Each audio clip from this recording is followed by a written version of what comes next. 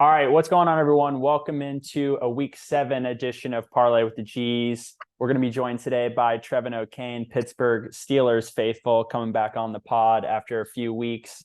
Quick recap from last week. Spreads category, LJ took that one with 9 total. I trailed with 7 on that one. He also took the over-under category with 10 last week. And not best speaking for myself at 5 total. I got to be careful with this over-under category. I feel like last week was the week of unders and a lot of defense last week. So maybe that's something we think about going into Week 7. And then in the money line categories, we tied each with 10 total in the money line categories. For the parlay section, Katia was 2 for 4 for her parlay. One that jumped out to me, which was pretty painful, is she had over 36.5 for the 49ers in the Browns game. And that game ended up coming down to a missed field goal by the Niners. So missed that one by half a point there. For LJ's parlay last week, he was 2 for 6. Painful when you have teams like the Eagles and the 49ers in your parlay, and also the Saints beating the Texans. Again, Texans, spicy teams. You got to be careful picking against them this year. And then for myself, I was 3 for 6 with my parlay. Lost on the Niners, lost on the Eagles. And I felt good about the Bills hosting the Giants on Sunday night. But the Giants, came out. They do what they do, right? The Giants can take a really good team, a.k.a. the Patriots, undefeated in 1 year, and you play a good defensive game and get a win. They did not get a win, though. Bills took that one, but the Giants covered that spread. And then I hit on the Dolphins money line, the Raiders money line, and then also got the Rams money line against the Cardinals last week. Everyone was surviving in our survivor picks last week. LJ and I took the Rams against the Cardinals, and Katia is still surviving. She took the Bills against the Giants last week, and that came down to the wire, but Buffalo squeaked it out. So Trevin, let's go here to Week 7 of the NFL. It's getting tougher as we're getting on here. Some of these games are closer and tougher to pick, but that's what we got to do here on Parlay with the G's. So we begin with the Sunday morning set. This is 1 o'clock on the East Coast. And we've got the roaring Detroit Lions playing some hot football right now. And they're going to play the Baltimore Ravens, who just came off their win last weekend in London against the Titans. No London games this week. We're done with that. But we will see 2 NFL games in Germany come November. Ravens at home are favored by 3 points in this matchup. The over-under is 43, and the Ravens lead this series 5-1 all time. So, Trevin, we begin with you. How do you see this one playing out in Baltimore? Yeah, I mean, you already know I have a small little kind of mess around parlay going right now where I'm picking some upsets, and the Lions is one of them. The Ravens, I don't know. The Ravens have a lot of talent, but they've just been a little hit or miss, hot and cold this year. And right now, even though it's the Ravens at home, they just got back from London. So I don't know, how much of an advantage that is. Like, they're adjusting from London. The Lions are going to come over to Baltimore and play them. So, I mean, obviously home field advantage, but I don't think as big of a home field advantage as you would typically see in terms of just comfortability and everything there. And the Lions are kind of the hot hand right now. And so, I'm gonna keep rolling with the hot hand and go with the it's a small upset, but the upset here with the Lions. All right, so how do you feel? So you got the Lions covering that 3 points and the Lions winning 43 points Yeah, total. How do you feel about that total? the under over. I I'm feeling like the over here. I'm big overs, as you know, from Yeah. my time 2 weeks ago. I'm feeling like the over here. The Lions have been putting up, decent points. The Ravens have the capability to put up decent points. We'll kind of see how that plays out in the end, but I'm gonna go with the over. All right, so Poppy's rolling with the Lions this week to cover that 3 points. Also likes them to win, and then over 43. There's something about me where I am a regular season Ravens fan. The Ravens play really well in the regular season. And, we saw it last week against the Titans. They can make plays. They can come out hot. They can play well on any given week.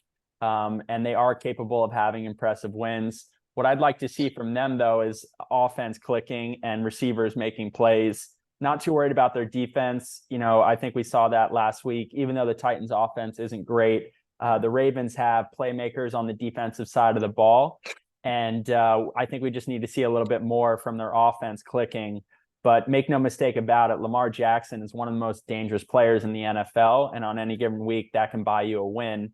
For the Lions, I mean, we just got to give them credit flat out. They're 5-1 coming out this year. I know when we were talking about the NFC North before the season started, a lot of us, why not pick the Vikings, who were 12-4 last year and took that division? But look at the Vikings now 1-5 and the Lions 5-1. Every week there's upsets, and we especially know that from last week. So I don't have too many reasons to talk badly about the Lions now, other than this is in Baltimore, and I just feel like this is a game that the Ravens can steal from the Lions. I like Lamar Jackson in this situation. I think he steps up to the plate. I'd like to see some Mark Andrews. I'd like to see some Flowers. I'd like to see maybe an OBJ sighting. Can we get a good game from him coming up here? But I like the Ravens to steal one here. And this is a Lions game, so it's going to come down to a field goal. Detroit to cover 3 points over 43. And I like an upset to start the week. Well, actually not an upset because they're favored by 3, like you mentioned, but Baltimore 24-21 in this matchup. Okay, we transition over to Foxborough, Massachusetts, and we've got the Buffalo Bills coming off their slim victory last weekend on Sunday night against the Giants. They're going to play the Patriots, who are having their worst season in recent memory, struggling on the offensive side of the ball. A lot of coaching questions right now as well, but they get a chance to host the Bills in the AFC East, and Buffalo on the road is favored by 8.5 points. The over-under is 40 total. And from us growing up, we know that the Patriots lead this series 77-49 all time, but new days now in the AFC East. So Trevin, how do you see this one playing out in Foxborough? Not gonna lie, the Bills have just really upset me the last couple weeks. Like, they had, a bad week 1, then they had a super hot, string of few weeks, and then, they lose that game in London. And Painful. They won last week. Yeah, painful, very painful.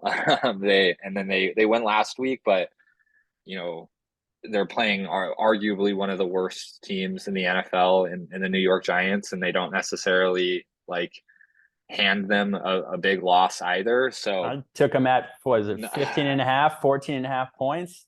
Didn't do that last week. So definitely a bit of an upset there. I will say though, the Patriots offense is just abysmal. So I'm not even 2 weeks ago, I would have said I was betting on the Bills. I'm not even necessarily saying I'm going to bet on the Bills right now. I'm just saying that I'm betting on the fact that the Patriots offense is just hot garbage. And so for that reason, I'm going to go with obviously the Bills to win. I'm also going to go with the Bills to cover just because I think the Bills defense is good enough, and the Patriots offense is just that bad enough to make that 9-point spread. And this is actually the hardest one here, the under or the over, because the Bills have been so hot and cold. They, a 3-week period where they didn't score less than 38 points. And then, obviously that's changed. I'm going to go the under on this one just because I don't know how confident I feel about the Bills offense anymore. And I know I don't feel confident about the Patriots offense. And so I'm going to take the under on this one. A good pulse on the under for that. Especially we can feel how these teams come off of last week. And a lot of the times it's like, what have you done for us lately? So that's what we have to go off of. The point that I was thinking of with them being hot and cold is Miami comes to town 2 or 3 weeks ago and the Bills put up 48 points. So they're capable of that on any given Sunday. But also, you get those situations like last week where, let's see what the final score was to that game, 14-9 total.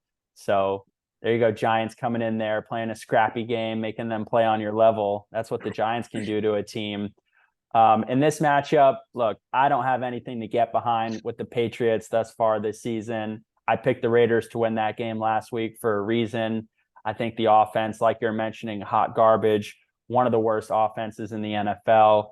Mac Jones looking really distraught out there. That was a bad interception that he threw last week to the Raiders. I think that just shows the state of their team and just not enough weapons on the offensive side of the ball for the Patriots. And then usually what we can hang our hat on in the Patriots is their defense. However, their best player, Matt Judon's out for the season, and Christian Gonzalez, their standout cornerback, is out for the season as well. So they're missing some marquee weapons on the defensive side of the ball. A few names to mention also on the Bills that are out for the season is Matt Milano, Pro Bowl linebacker, and then also Tre'Davious White, Pro Bowl cornerback. He's out for the season as well. But I think the Bills have enough talent surrounding that. They play well as a team. And this isn't like we were mentioning the series score where the Patriots dominate the Bills. I remember a playoff game a few years ago where the Patriots went into Buffalo and got absolutely smacked in Buffalo. And also I've remembered recent games where Josh Allen and Diggs have been able to go into New England and get a win against the Pats. So I like the Bills to cover 8.5 points as well. I know it's a lot, but I'm more confident in Buffalo than I am in New England this season. You like the under in this one. I think the Bills, with some of those players being out for the Patriots, can put up some points and get their offense back on track. So I like Buffalo 28-13, slightly over that 40 points as well. But I'm riding with you in two categories here. Okay, let's go next up to the NFC East. We have the Washington Commanders coming off a win against the Falcons in Atlanta last week. They're going to play the New York Giants, who look competitive. And ironically, they look more competitive with Tyrod Taylor than they did with Daniel Jones behind center on Sunday night. Washington on the road is a 2.5-point favorite. The over-under is 37.5, and the Giants lead this series 106-71 all time. We got some historic franchises here. Trevin, how do you see this one playing out in MetLife? Yeah, I mean, I think obviously the question here is, does Daniel Jones play this weekend or not? I know he's questionable with the neck injury. He might play, he might not. As you kind of alluded to already, I actually think it's a positive if Daniel Jones doesn't play. Like, I think the Giants probably have a better chance of winning with Tyrod Taylor in right now than Daniel Jones has shown he has the capability of this season. I don't really know what's going on with them. With that, though, I think the Commanders have surprisingly looked kind of nice throughout the season. Like, their offense can get going. Their offense can actually do pretty decent things at times. They've won a few games. They've been very close in a few others against some solid teams. So for that reason alone, I'm definitely going with the Commanders to win here. I'm also going with the Commanders to cover. I think they'll win by more than 2.5. The under over once again is I don't know. Once again, I think this is a little bit hard because I don't know whether Tyrod Taylor or Daniel Jones is going to be in at quarterback. I do think that Tyrod's in. The Giants just have the capability of putting up more points right now. Because I think that he probably will play this week. Really I'm going quick, to go Trevin, over. Tyrod Taylor is going to get the start. Tyrod is going to get the start. Mm-hmm. Okay, then I'm going the over here. I'm going to go the over of 37.5. All right. So Washington to cover that 2.5 points, Commanders to take the win, but also over 37.5. Giants offense, may put out a little good output, and you've liked what you've seen with the Commanders.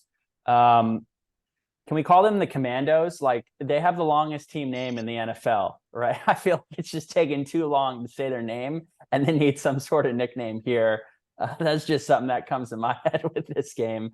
Hey, look, with Washington, I know you had them in a side parlay last week. Great pick against Atlanta. They are capable. They can put up points. Sam Howell, I think for them, he's been impressive in certain situations. I mean, I don't want to, judge them 100% on that Buffalo game that they got blown out, but they can put up points. We saw that in the Eagles game this year where that one went down to the wire and Dotson catches that touchdown that sends that game into overtime. That game was over 30 points for each team. So it's not like the Commanders offense sucked. The Giants, though, they can't put up a lot of points. And, you grew up as an AFC North fan, AFC North fan. Myself as an NFC East fan, I feel like I see a lot of low scoring games when teams come to play each other. And that's just how I feel about a game like this. I see running the ball a lot with Saquon Barkley. If Tyrod heats it up, I'll wait to sit back to see that. But I do see this being a scrappy game. Should the Giants get a win to get back on track? Why not? I mean, you need to start getting wins here if you're trying to be competitive, but you're going up against an opponent in Washington who's just looked better this season. So it's too tough for me to pick the Giants to win this game. And I've seen more that I like out of Washington this year than I have seen out of New York, even though this game is at home for the Giants. So for me, Washington -2.5, under 37.5. I see this being a scrappy game. And the Commandos, let's keep it 2 syllables here to squeak this one out, 21-16 in MetLife. Okay, next up, we got the Atlanta Falcons. They're going to play the Tampa Bay Buccaneers. Buccaneers coming off a tough loss last week, 20-6 against the Lions.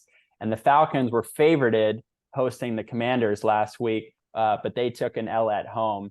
Tampa Bay in this NFC South matchup is favored by 2.5 points. The over-under is 37, and the Buccaneers lead the series 30-29 all time.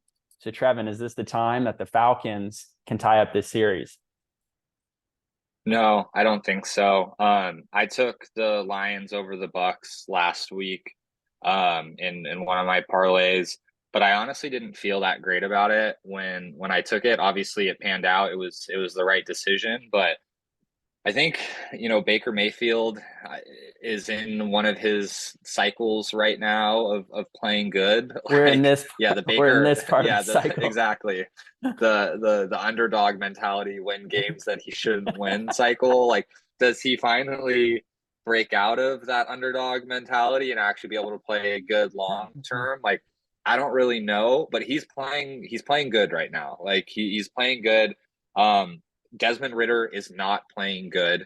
And so for that reason, like, I'm betting on Baker Mayfield to take this W over Ridder. With that, I'm taking the Bucs to cover. And I am also going to take the under here, though. I just don't think it's going to be a high scoring game. I really don't. You're killing me, Poppy. You're killing me. I mean, over-unders are tough, but this is one that I look at and I'm just like, that's kind of low, 37. I'm thinking Mike Evans. I'm thinking Godwin. We got Kyle Pitts on the slate. We got Bijan Robinson. These guys can't score points. They haven't done much, though. They haven't done much, though. They're all talent, but they just haven't done, like, a whole lot. I know. And that's and a second opinion is makes me a little wary, especially when we get later in the show here. So Poppy likes the Bucs to cover, Bucs to win, and then also the under. He feels this way about this game, we're opposite from the Giants Commanders game. I like that one as an under for the week. I was just mentioning some of the talent. If we're looking at both teams, the Falcons aren't really trustworthy to me. If you are legit, then when the Commanders come to town, you got to get a win like that last week. And we saw them go to London and just put up barely any points against the Jaguars. So for me, it's tough to get behind the Falcons this season. And then for the Bucs, they're looking competitive, although they did only put up 6 points last week to the Lions. But I guess that, means that the Lions defense is legit. And the Bucs need maybe more time to figure it out, or maybe they are who they are. I have flashbacks, though, when these teams play each other. It can be high-scoring games. Maybe I'm thinking Matt Ryan. Maybe I'm thinking when Brady was on the Bucs recently. But I think there's just too much talent on both sides of the ball that I don't see a score that's, under 20-17 in this game. So that at a bare minimum is on the line of 37. I'm going to roll with you with the Bucs at 2.5. I like Tampa more than I like Atlanta this year. And I'm going to go over 37. I see the Bucs winning 21-17, slightly over. And I don't know, maybe this just jumps out to me, but that's something that I'm eyeing for this week as well. Okay, let's go next up here. we got the Cleveland Browns coming off of their glorious win against the San Francisco 49ers last week. And all of America, all of us lost money. Let's all be honest. Like, all of us probably had the Eagles, or all of us probably had the 49ers in our parlay somewhere last week, especially because Deshaun Watson's out and we had PJ Walker playing for the Browns last week. But what do we know? We don't know shit. And this is the NFL.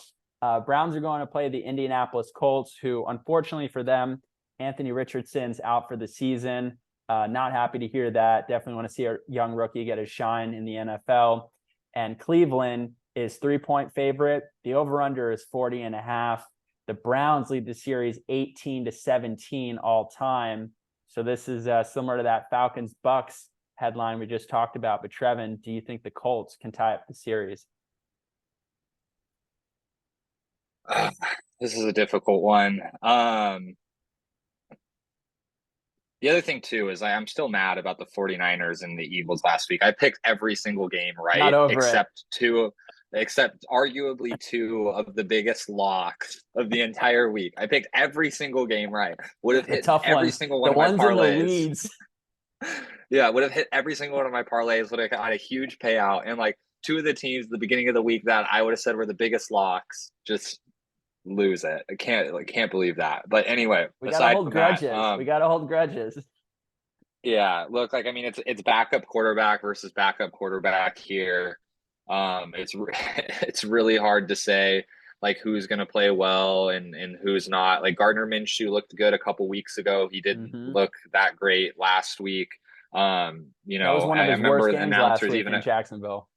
Yeah, last week was just pretty bad. And I remember, like, I think it was 2 weeks ago, like, announcers were like, how lucky is it that the Indianapolis Colts have a backup like Gardner Minshew? Like, and they're like touting him. And to be honest, like, it was right. Like, he was playing really well in the game at that time, and then just came out the next week and just blew it. So, I mean, I think he kind of proved why hasn't been able to maintain a starting position last week.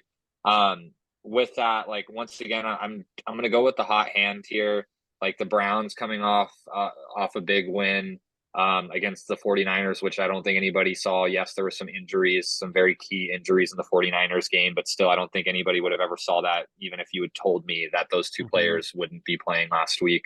The Browns defense is solid. Like, we know that. Like, they have a good defense. And, PJ Walker, he didn't make mistakes last week. And if he continues to not make mistakes this week, then, I'm going to bet on he won't make mistakes. Then, I'm taking the Browns on the money line. I'm taking the Browns to also cover here. And I'm going the under here again. I was a lot of overs a couple weeks ago, but I don't know. I'm not seeing two backup quarterbacks with a solid defense like the Browns putting up a lot of points in this game. I don't see it. I could be wrong, but I'm not seeing it right now. All right. So Trevin on the under for this week, on the Browns to cover that 3 points, and then the dog pound elves, Santa Claus's favorite elves in Cleveland, the Browns to get the win this week. Look, I mean, I've been wrong picking against the Colts this season, so there is something that makes me hesitant with them. They can come out and beat, aka the Ravens, in a matchup we don't think that they're supposed to beat them in, and then also beat the Titans, aka in a matchup we don't think they're supposed to beat them in. So they're capable. And also they went down to the wire with the Rams this season too at home. The Browns, though, coming off a win last week, there's something about them, right? Obviously, that is significant when you're getting the best team, undefeated team in the NFL coming into your house. And, you make that game a scrappy game, one of the best potent offenses. You hold them to 17 points total in a match. That's something positive to build off of if you're the Browns. And PJ Walker, him playing some XFL football with the Houston Roughnecks, or even before that as a backup with the Panthers, he can ball out. He's got some talent for sure, and he can make some plays, and he did make some plays against the Niners last week. Also, their run game, it was good to see them, unfortunately, have Nick Chubb out for the season, but they got Kareem Hunt back in the mix, and he was making some plays last week to go along with Ford as well. This game's in Indy, so that's definitely something to take into consideration. This game's not in Cleveland. And for that reason, I see the Colts keeping this close. However, I don't see the Colts winning this game. I have to roll with you, as you're mentioning a team coming off a win last week in the Browns. So I see this game coming down to a field goal. I see the Colts covering 3 points, but ultimately I'm going to roll with the Browns in this one as well, 20-17, and that's under 40.5 as well. And hey, if Cleveland gets this win here, not a bad record for them. And that makes things heat up in the AFC North. Okay, let's go next up here. We have the Las Vegas Raiders. They're going to play the Chicago Bears. Las Vegas Raiders will not have Jimmy Garoppolo in this matchup. He's dealing with a back injury. And the Chicago Bears will not have Justin Fields in this matchup. He's dealing with a dislocated thumb. Does that scream under? Well, we'll get to that in a second, but I think that's something to consider. It said that Aiden O'Connell or Brian Hoyer is going to get the start for the Raiders versus Tyson Bagent, who we saw step in last week against the Vikings for the Bears. Raiders, 2.5-point favorites of this one on the road, and over under of 37.5. This series is tied 8-8 all time. So Poppy, we begin with you. Who do you think is going to take the 9 game in this series? What is it? Just like the battle of backup QBs going against each other? Like this really just makes things so difficult because there's nothing to really base it off of. And that, as we all know, like the quarterback position is just, it's always been important in football, but like in the new age of football, like that position is just skyrocketed and how important having a quarterback is. And we've seen that obviously with quarterback salaries recently as well. Did you say that Tyson Bagent, whatever the hell that Bagent, is not starting for the Bears? Is that No, what you said? he is starting for the Okay. Bears. Okay. For a second, I thought you said someone else was starting. I was like, okay, I No, also no, no. didn't know that either. So for the Raiders, it's not It's decided Brian. yet, but it's going to be Aiden O'Connell or Brian Hoyer. We don't know yet. Okay. I assumed it was going to be Brian Hoyer. But I could be wrong there, I guess. Regardless, like I don't know. I just think the quarterbacks in both of these are a wash at this point. Like I don't really think anybody on the table is bringing a whole lot of value. Both offenses weren't that great either before their quarterbacks exited. Obviously, you know, the Bears had that one just extremely breakout explosive week, but other than that, we haven't really seen anything. Shout out I to think, DJ Moore on our fantasy squads. yeah, The it's outlier hard to game. say. I think, and Justin Fields though is a little bit like that. Like he can have these games where he just comes out hot, and when he comes out hot, like we've seen a few times, like the Bears just perform at a much higher level, and I think they kind of require a like really hot game out of a quarterback that I just don't see Tyson providing. And for that reason, I just think that they're going to be super stagnant. Even if he plays like an all right game, if he doesn't come out super hot and have like a hot game, I just don't think that offense is going to get going. I don't feel great about it, but I'm going the Raiders here. I'm also going the Raiders to cover, and I'm definitely going the under on this one. I just don't think that either of these offenses are going to get anything going. Look, here's my thing, especially when it comes to your parlay for the week. And I know I've seen LJ do it here. Katya put it in her over-under last week, and Connor's done it as well. Sometimes over-unders jump out to you, and this is just an under that jumps out to me. Like even we were talking about the Raiders playing the Patriots. Those were two teams who hadn't exceeded 20 points all season.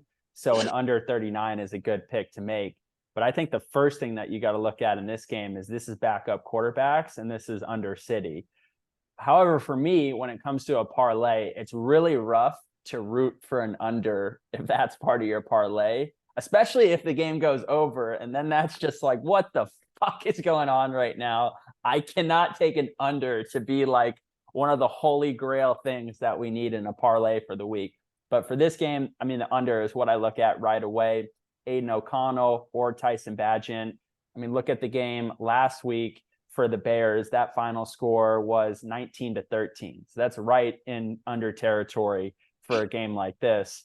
And then, even the Raiders as well, they're not putting up a lot of points this season at all. And we see that with Davante Adams. He's really frustrated. And, he's making comments like, yeah, I want to win, but also like, I'm great. So like, I need to get stats that prove that, or else, I'm not living up to my reputation. So he's frustrated. He wants the ball more and he wants to be scoring more as well.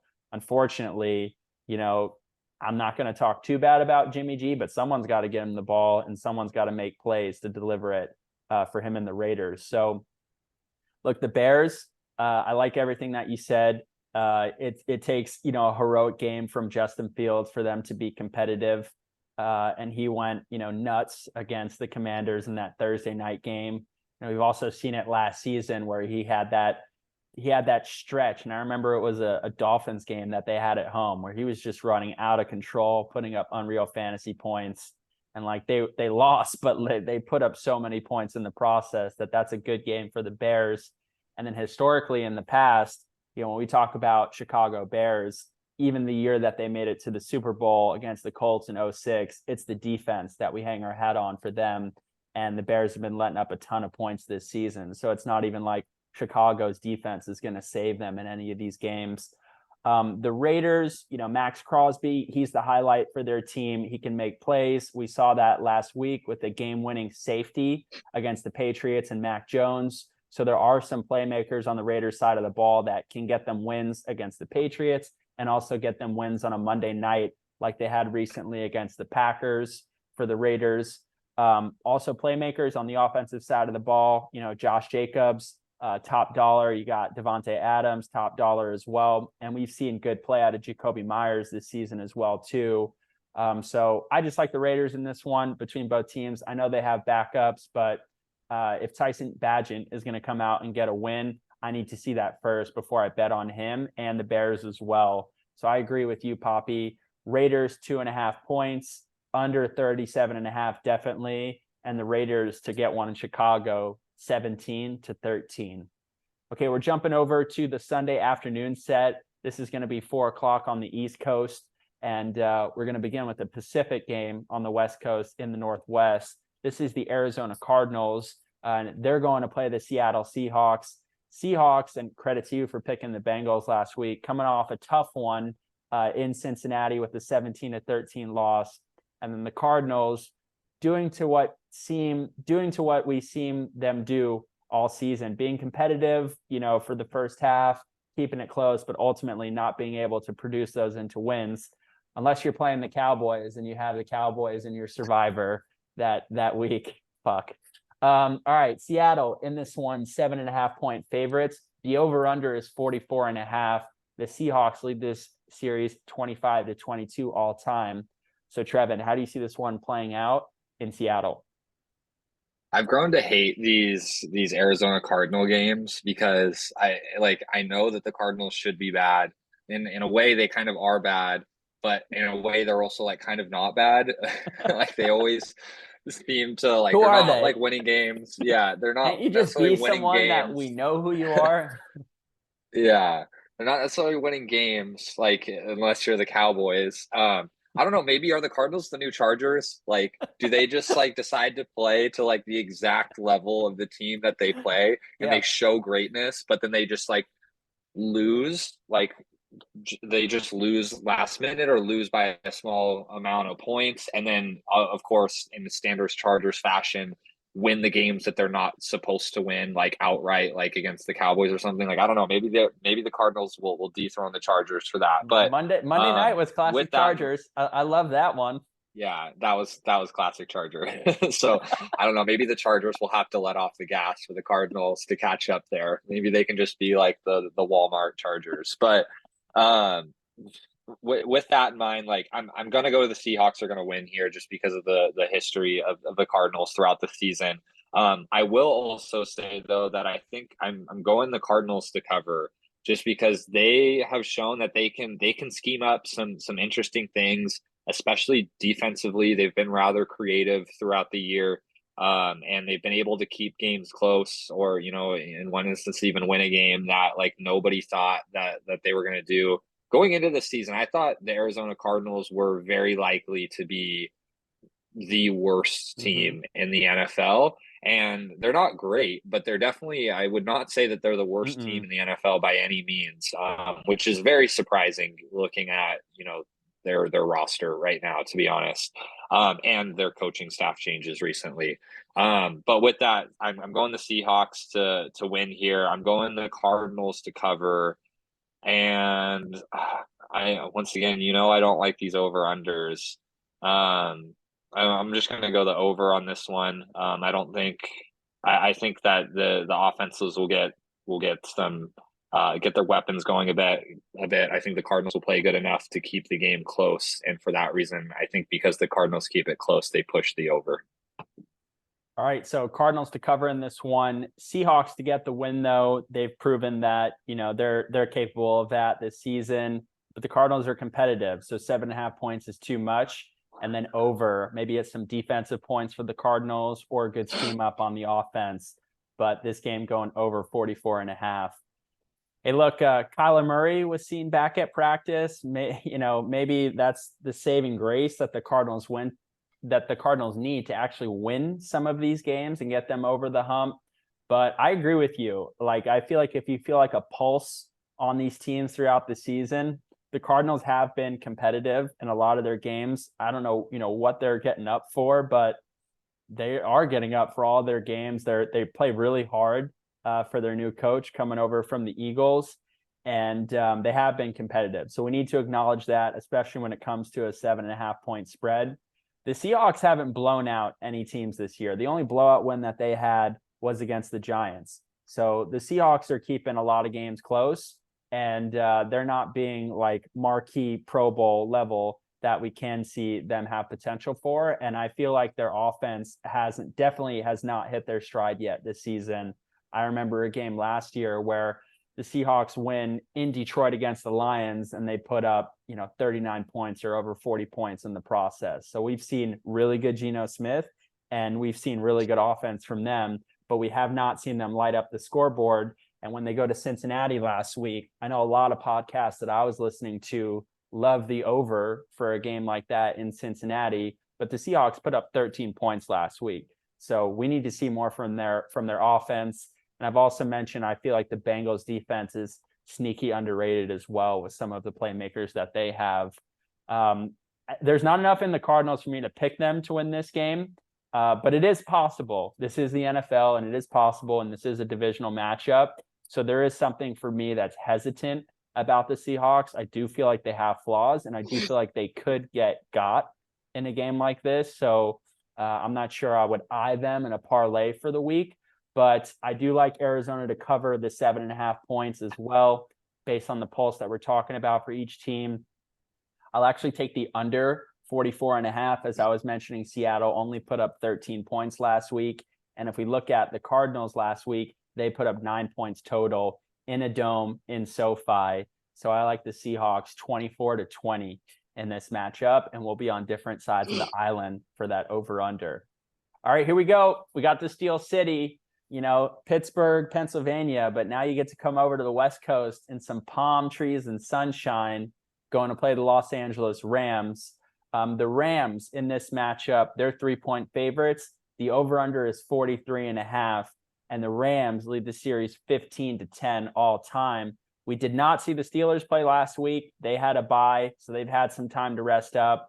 And then for the Rams, we did see them get a win against the Cardinals last week, 26-9.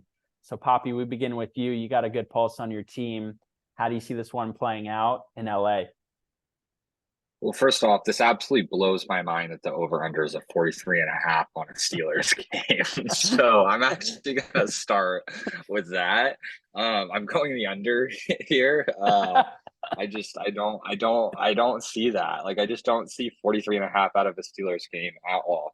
And I think the Steelers defense is good enough or at least they can be good enough, especially with 2 weeks of prep, to keep the Rams from just going on an absolute run, in my opinion, from scoring. I think the other thing here too, and this kills me, is Kyren Williams is, definitely out this week, potentially out for 4 weeks.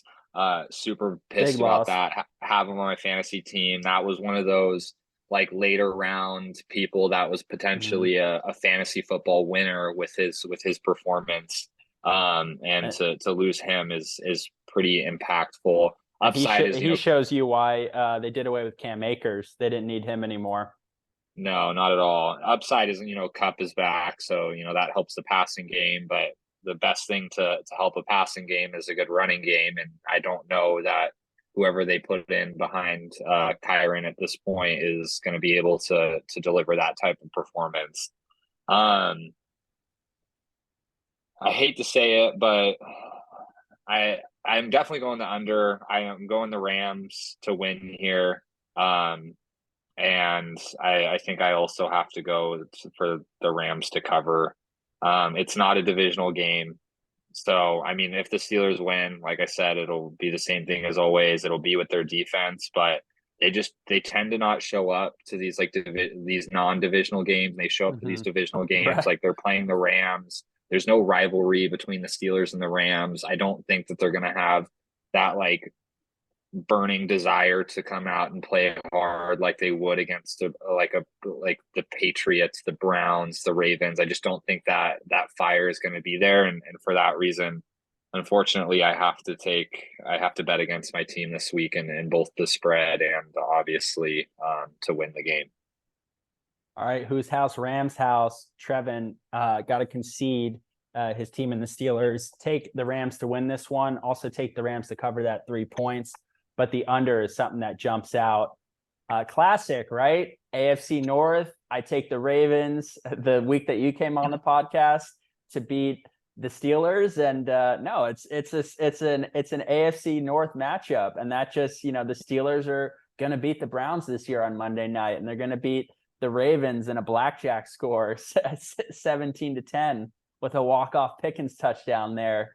They got the number, they got the pulse on their divisional matchups. I agree. I think the under sticks out to me. We're yet to see the Steelers offense explode. Kenny Pickett, hometown kid, so he's the quarterback that they're rolling with, but I don't know if it's him. I don't know if it's the offensive line or if it's lack of weapons, because I feel like the Steelers normally have really good receivers. Shout out to Antonio Brown and all the madness that he created there when he was back on the team. Or if it's the entire stadium screaming "Fire Matt Canada," and it's the play calling that's being schemed up.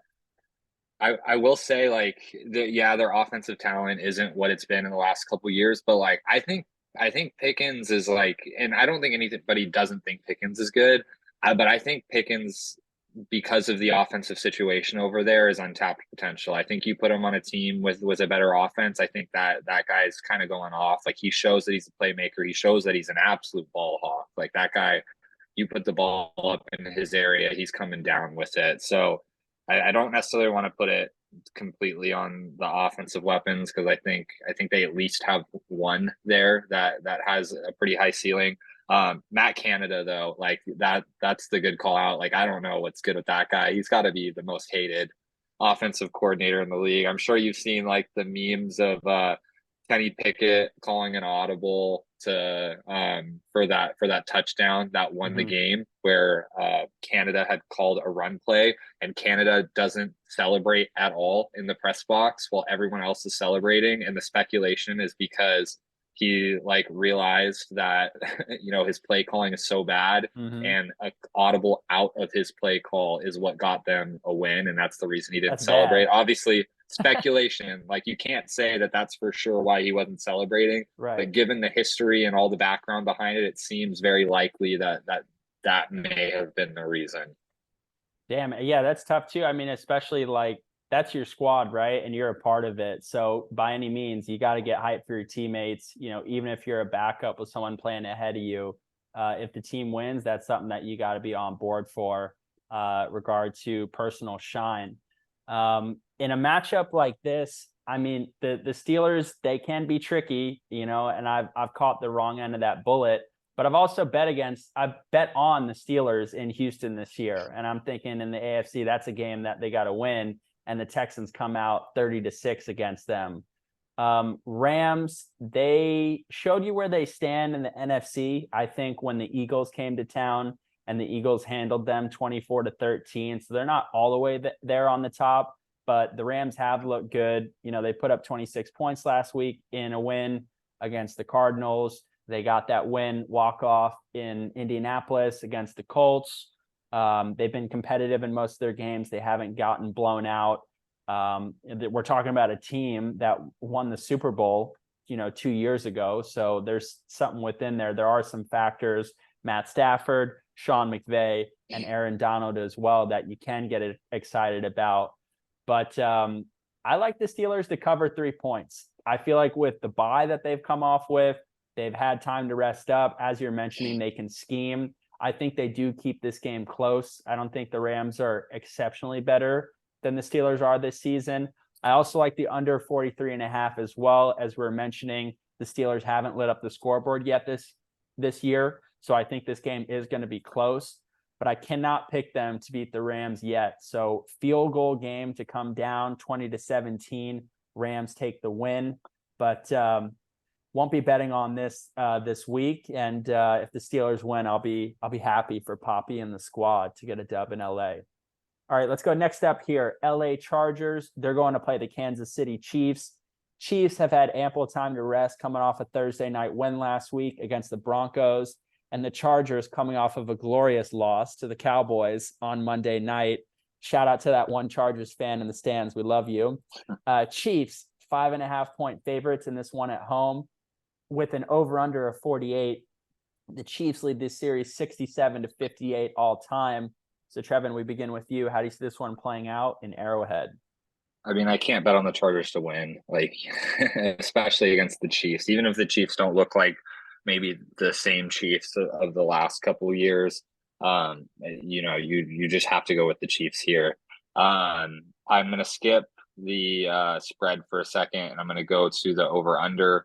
I'm also going to go the over on this, even though it's, I think, the highest over of the week. Right now, Miami Dolphins Eagles, of course, is the highest, but it's one of the highest ones. The Chargers defense is just Swiss cheese, and the Chiefs offense is obviously nothing to gripe about. And the Chargers have a good offense too. They tend to blow it on the last drive very frequently, but they have a good offense. So I'm going to take the over on this one. The spread is what throws me off, is because the Chargers always tend to, their games always come down to a field goal. I don't, I don't know what it is with the Chargers. Except the Lions this year. Yeah, and on one end, they're playing the Chiefs, so I want to take the Chiefs to cover because it's the Chiefs, but also the Chiefs aren't as good as they typically are, or at least they haven't looked that way up into this point. And the Chargers always find a way to lose on a field goal. Initially, I think I was going to say the Chiefs to cover, but I'm actually going to take the Chargers to cover. I think I talked myself into it. The Chargers are going to lose by a field goal. I don't know how. I don't know what the end score will be. I don't know what's going to happen, but they will do something. They'll throw an interception on the last drive where they needed a field goal to win. They'll miss a field goal. I don't know what it'll be, but they'll lose by a field goal somehow. So I'm going the Chargers to cover, but to lose. Hey, and so I'm gonna read off 3 of the last scores between these two teams. Chiefs win 30-27. Okay. Game previous to that, Chiefs win 27-24. And then the game prior to that, this was an overtime game. Chiefs win 34-28. So you're that's just right on par with how a lot of these games go, especially because they're divisional matchups. If you're a Chargers fan, that is very frustrating that you've got the talent, you have all the tools, but finishing, I mean, that's part of that's part of winning, that's part of losing, that's part of playoff teams versus pretenders as well. So they need to crank out wins here, especially when it gets close. And then, I mean, if we're looking someone to blame and someone to point to, I mean, I think their head coach just has all the reasons that, I don't know if it's analytics that he's going with, but a lot of times you're going for it on 4th down, and this is just bad situational football.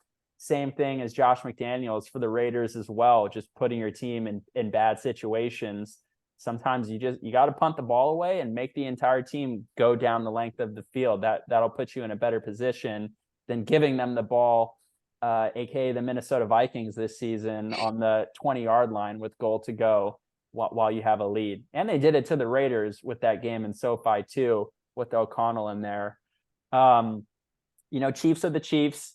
I'm gonna read off some of their recent score. I mean, they're 5-1 this season, and the one loss that they have was to the Lions on opening night, but they win games, and there's something about them within their culture that games might be close, but even that Sunday night game, in MetLife when Zach Wilson was playing great, the Chiefs won that game 23-20.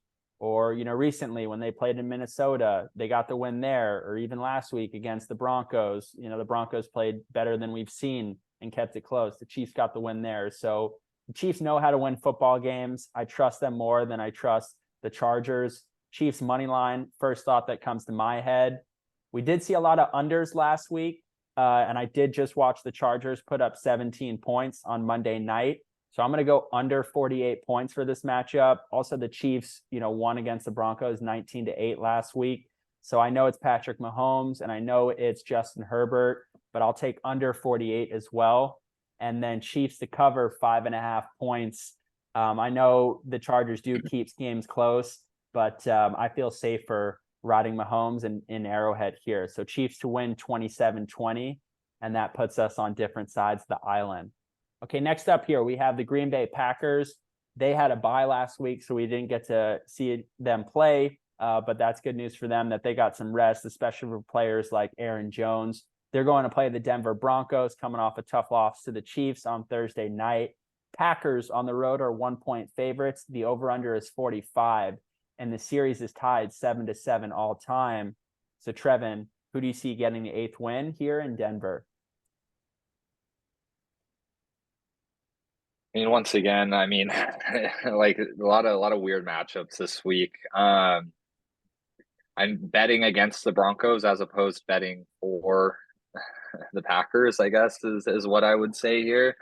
So, I think Jordan Love, we don't really know what's good with him yet. I think it's a little undetermined. He's had glimmers of looking kind of great at times, but he also makes a lot of really dumb decisions. And, maybe a lot of that comes from the fact that, he hasn't had a lot of time playing in the NFL as an actual starter and not sitting behind someone. He has a couple years under his belt, but playing at practice is a lot different than playing in a real game. So he's hit or miss. But the Broncos just, I don't know. There's very few teams that I would even consider. Are they the worst team in the NFL? Are the Giants the worst team in the NFL? Or the Bears the worst team in the NFL? I don't think they're the worst team in the NFL. Are the Cardinals the worst team in the NFL? I think there's very few teams that I would take the Broncos over. I took the Broncos over the Bears a few weeks ago when they played. The Giants, I think if the Giants are also very arguably maybe the worst team in the NFL too. I don't think it's the Broncos. They're definitely bottom tier for sure. They're bad. They're garbage tier, but they're not the worst. And I think the Packers are a little bit above that, and so I'm taking the Packers to win. This is a funny spread because if you take them to win, I don't know how you don't take them to cover. So breaking news: they win by half a point to fuck everyone in Vegas over. So I think me, I never bet spreads, but this might be like the one situation where I bet a spread if I throw them in a parlay this week, because I don't know how you win or lose by more than with that though, I'm gonna go the under. I just not that neither of their defenses are great, but I don't think that their offenses are anything either. They haven't gotten a whole lot going, and so I'm going the under here. All right, so Packers to get that 1 point, under 45, and go Pack go to get a win in Denver. I agree with you. I'm on the same page all across the board here. I think we might have to say the Broncos are the worst team in the NFL, or the Bears. I think it's a battle between both of them. I think the Bears are. I think the fact that the Broncos beat the Bears, you have to say that it's the Bears. Okay. All right. So Chicago, unfortunately, you have been selected to be the worst team in the NFL this season. Have the Panthers won a game yet? I guess True. theoretically you could also say True. them. But see, here's But they there's kind when of I look consider good. that's They what I'm kind of saying. look Like good even though they lose. and Yeah. especially like with a team like them, like they'll put up like 24 points and lose, and then you'll get a team like the Bears or the Broncos or the Giants that put up like 9 points total. And if you're not eclipsing 10 points in the NFL, you really have to go into the worst point category. And also, I mean, if you're the Broncos, you let up 70 points in an NFL game. So that also puts you into Yeah. a pretty shitty category too. Um, Look, the Broncos look competitive last week a bit, to the Chiefs. They also look competitive a bit when the Jets came into town and played them, but they're not sealing wins, and there's nothing for me to get fully confident with about them. They're also selling off a lot of their players. We saw that they let Frank Clark go recently. And also, I believe, was it Randy Gregory that they let go recently? They basically signed a player from the Cowboys, and they gave him, the 4-year deal, and Sean Payton has already let him go right away. So he's in a rebuild mindset. And, the whole Russell Wilson, Sean Payton thing, that's not looking great, so far at all for Denver. So that's a tough team. Packers, on the other hand. I will say though, Russell Wilson has been getting a lot of heat. He hasn't looked terrible in a few of the recent games, to be honest. Like he's looked kind of like, I'm not saying he's looked good, but he looks like, especially when he decides to take off and run the ball and be kind of the mobile version of himself, he looks like he kind of carries the team to a certain extent. I'm not saying he's great, and like, if they didn't have someone else in there, they wouldn't be doing better. But like, I really don't. Russell Wilson gets the blunt end of a lot of these conversations. I think there's a lot more going on that team right now than Russell Wilson, in my opinion. Well, it's tough to point to too. Is like, what is it? Is it the Super Bowl winning coach that's come in here and is trying to change the culture that they have? Is it the defense that's led up 70 points? Because when we're thinking defense, for the Broncos, the year they took the Super Bowl in 2015, I'm thinking Von Miller, I'm thinking TJ Ward, I'm thinking a lot of the ballers, Chris Harris, that they had on the defensive side of the ball, and they're not playing that brand of football at all this season. They're letting up a ton of points. So I agree. I mean, I don't know. I think I'm more on the side where I think there's a reason that the Seahawks let Russell Wilson go. I feel like there's things that they saw in practice that we don't see for them to say, hey, we're actually confident in going with Geno Smith to be our quarterback moving forward. So I feel like he's not the player that he was once upon a time. But I do feel like he's a really talented quarterback. I mean, the guy could have played pro baseball. If not, he's a Super Bowl winning quarterback in the NFL. So there's a lot of talent to go off of there too. But with the team putting up, 9 points total in any given week, we got to blame someone. So I know we're talking a lot here about, Russ and the Broncos, but I think you just got to roll with the Packers in a game like this. They haven't looked, great this season, but they have gotten some wins. They have been competitive, and maybe this is a good get back week coming off of a bye for Jordan Love to make plays. Hopefully we'll see Aaron Jones come back for them coming off of a hamstring injury. And I see the Packers definitely going further this season than I see the Broncos. So let's take them to win this one with the 1 point. Under 45 as well. I'm on the same page with you too. And go Pack Go 21-17 in this matchup in Denver. But as you're mentioning, Trevin, let's wait to see what happens. I mean, does Russell Wilson go to another team? I don't know. It looks like they paid all this money to have him be their franchise quarterback, but someone's got to take the blame here. So I want to call him Sean McVay, head coach of the Broncos. He's got to take the blame, or Russ Wilson. He's got to take the blame too. Sean Payton. Okay, let's go. Next up here, Sunday Night Football. This is a good one. Potentially, or maybe not even potentially. I think it's going to be the best matchup of the week. And the Miami Dolphins have been playing that type of football.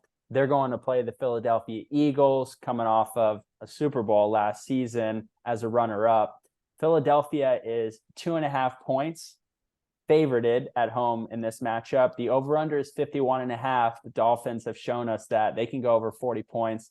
In fact, they can go over 69 points in a given game if they get going. And the Dolphins lead the series 9-6 all time. So I'm very interested to see what you think about this one. How do you see this one playing out in Philly Sunday night, Trevin? This is a tough one, and I do agree. This is probably going to be, maybe the best game of the week. Probably the best game of the week. The Eagles, they have a pretty solid defense. Their offense is obviously good too. Maybe hasn't looked as good as last year. Jalen Hurts hasn't looked quite as good as he did last year, but he's still looked solid. I really like Miami this year. Like, I really like them. Like, they're partially just because they're just fun to watch. Mm-hmm. They've just got so much offensive talent. I know that is it Arcane, that the rookie running back, he's out right now, right? Achan, is he out this game Mm-hmm. still? He's out for a little while. Mm-hmm. I know that's not necessarily like going to be a game breaker for him because he only got some reps, but like having a kind of a running back pairing like that in the And backfield where Mostert's no you could joke. just switch him in. Yeah, Mostert's no joke, and then be able to switch him in and like have him also be dangerous at the same time. Give Mostert a little bit of a break. I think there was definitely a lot of value to that running back coupling for sure. Miami's defense, as we know, like isn't great. That's the problem here. Their offense is really what saves them. They need to put up a lot of points to win, and I don't think that the Eagles' defense is a joke here at all. And so can they put up those kind of points? I don't know. I don't even know that I feel good about it, but like I just like Miami this year. I don't know why. I just like I was always maybe I just because I want Miami to win. I'm not really sure. It Mm-hmm. might not be a rational decision why I'm gonna pick Miami, but I'm gonna go Miami here. I'm gonna go the upset. Um, Miami games always have a high over because of that offense, but I'm always also going to take the over. If I'm taking Miami to win, I have to take the over here because they're going to do it with their star power, their firepower on offense. So I'm going the over here, and obviously that means I'm going Miami to cover if I take them to win. The Fins, baby, fins up.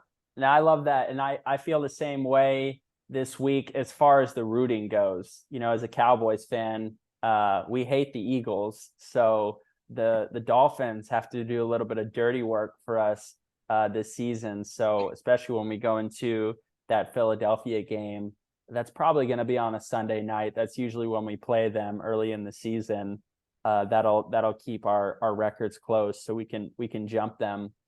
The Eagles, great team, right? Undefeated for a reason. They know how to win football games. They literally have a play which no one can stop and no one can replicate within the brotherly shove. I've seen the Cowboys try to do it. I've seen the Giants try to do it. I've seen the Chargers, try to do it in recent memory too. And it just doesn't seem to work out the same way that it seems to work out for the Eagles. So that's a credit to their offensive line in the trenches.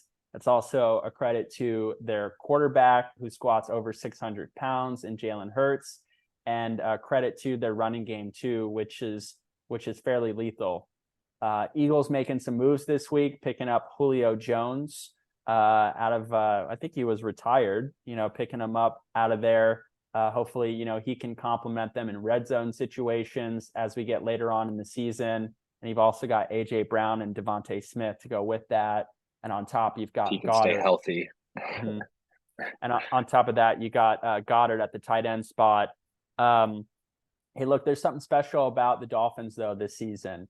Other than their brutal loss in Buffalo, which I think they learned what an environment like that is going to be like in the playoffs if they do return to go back there and what they're up against. But Dolphins are putting up a ton of points. I feel like they can go toe-to-toe with any team in the NFL if their offense is playing the way that it's playing. And the Dolphins have looked strong this year. The Eagles are winning, but it's not like they're blowing teams out 70-20. A lot of their games are close. And then, I was at the wrong end of picking them to beat the Jets last week, where the Jets got them in MetLife. And we saw some struggles from the Eagles offense. So there's some things to spotlight there. For rooting sake as well, I'm going to take the Fins in this one.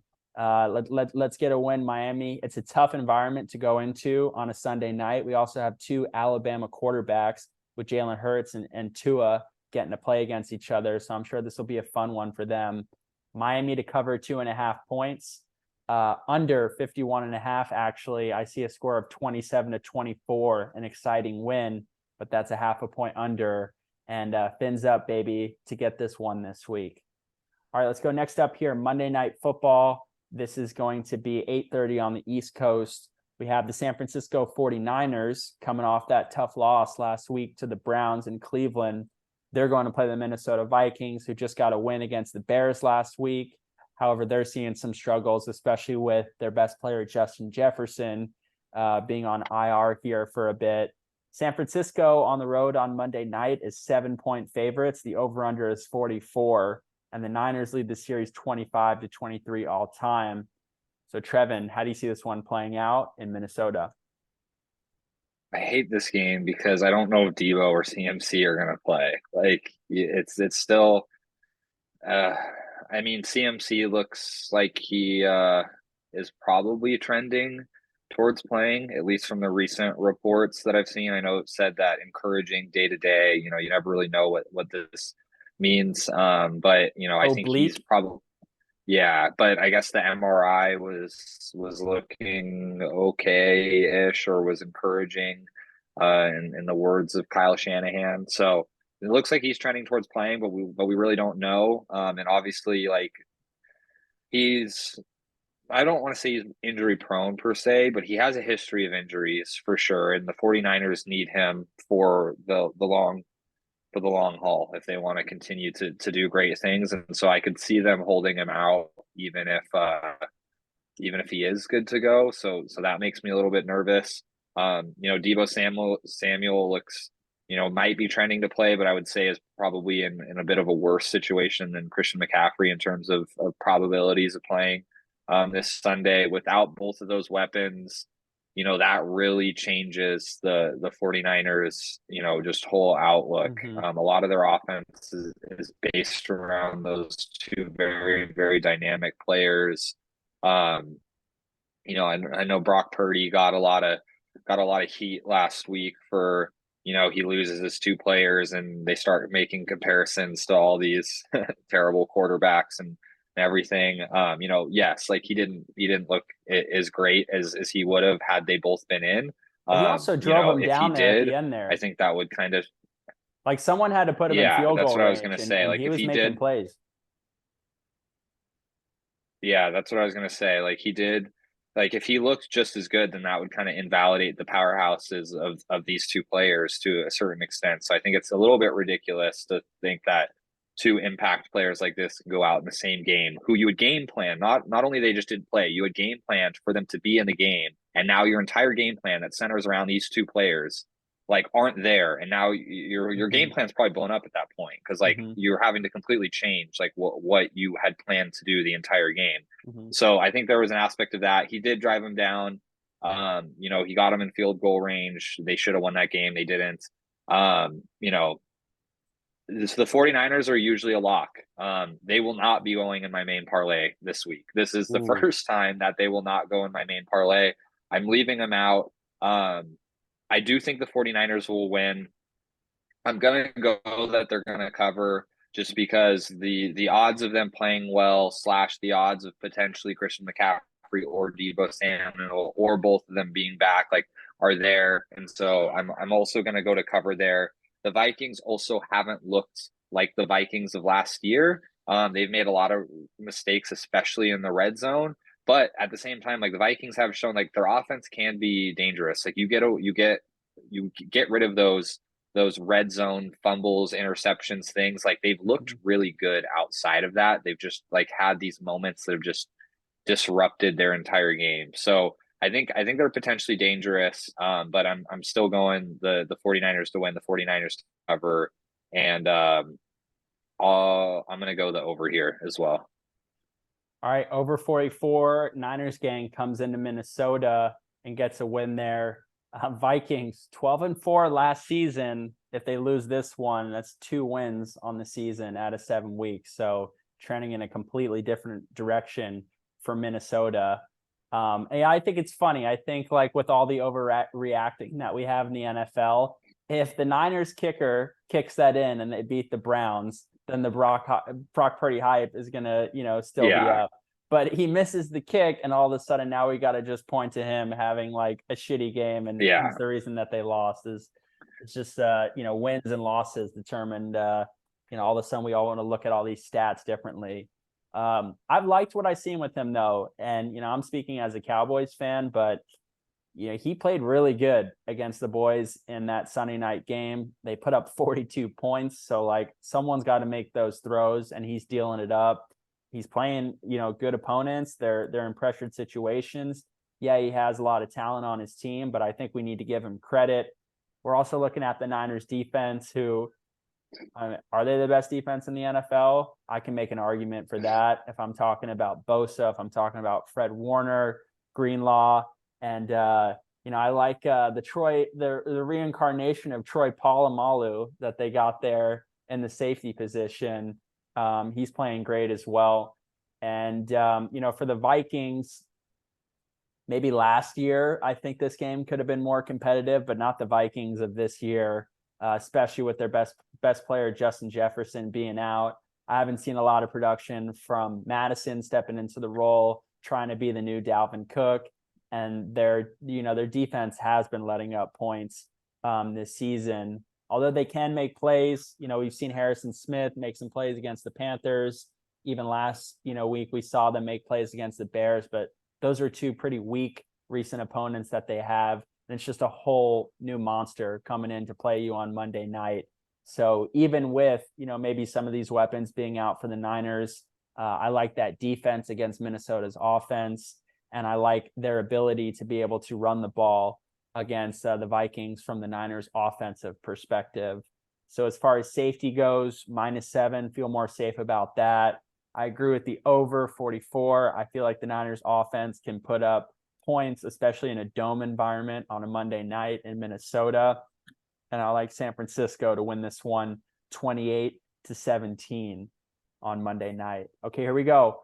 Parlay of the week. We've covered every game here. This is tough. We're getting to that point in the season where we're seeing some 1-point spreads and a lot of pick'ems here, but we got to get confident and we got to concoct to what makes, the most sense, the most money, the thing that we can ride with this week that we'll be cheering for. So Trevin, week 7 parlay. How's the main parlay looking for you? I once again haven't prepped for this at all, so we're kind of winging this here. But we're gonna go the cheap. I mean, me, all money lines. I don't touch these spreads under over. Except, actually, you know what? For fun, I'm gonna do it this week. I'm taking the Green Bay Packers to cover, just because I like that 1-point spread. I'm gonna violate my rule. So Green Bay Packers to cover. I'm gonna take the Chiefs. Chiefs money line, Bucs money line, Seahawks money line, and I'm going to take the Bills money line and the Commanders money line. Ooh. Cha-ching, cha-ching. I like it. Throwing the nuts on the table here. So that's a 6-team parlay. Packers to cover 1 point in Denver.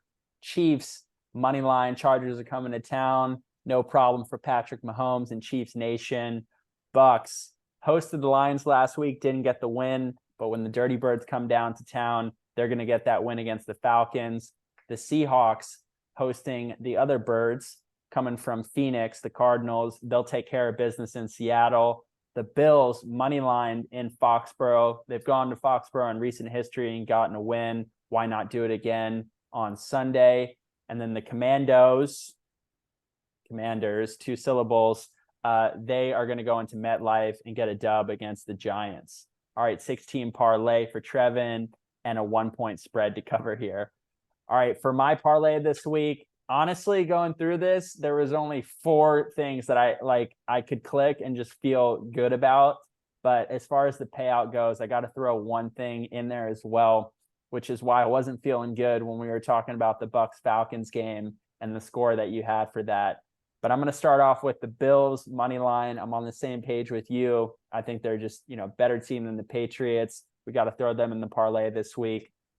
The Falcons and the Bucs, I mentioned a lot of the weapons that each of these teams have. So at a minimum, I see this game being 20-17. That would push on 37. So I'm going to buy a point here, and I'm going to go over 36 for the Falcons and the Bucs match. The Chiefs, I'm going to take them on the money line. I feel, good about them as a team compared to the Chargers. So I'm going to take them to win that matchup. I'm going to ride the Fins, baby. I'm going to ride the Fins this week. I think 3 points, that's a good value that they'll get with them. I think if they lose, it's not going to be more than 3 points. So I'm going to take the Dolphins +3 in this matchup. I like betting on good teams, and I feel like the Dolphins are a great team this year. So feel good about that. And then lastly, come hell or high water, I can't pick the Vikings to beat the Niners. So I'm going to rock the 49ers money line with you as well. We got a lot of similarities here that we're riding. I didn't take Bucs money line, but maybe that was something I could have thrown in there as well. All right, last up, we got Survivor, our one team to pick that we haven't picked so far this year.